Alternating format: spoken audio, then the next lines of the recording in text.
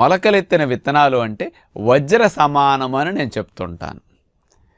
మిగతా ఆహారాలన్నీ రాగి, వెండి, బంగారం, ఇనుము లాంటివే. వజ్రాలు అంటే ఆహారాల్లో మొలకలే.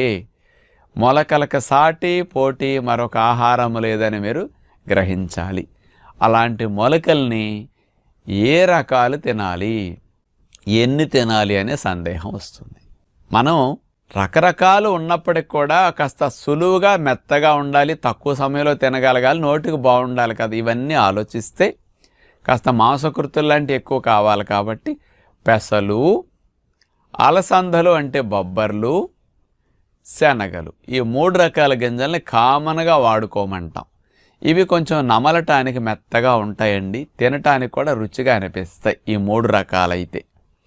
ఇతర రకాలు కొంచెం గ్యాస్ తక్కువ వచ్చే మొలకలు ఉంటాయి, కొన్ని విత్తనాలు ఉంటాయండి, అందులో ప్రోటీన్ తక్కువ ఉంటుంది.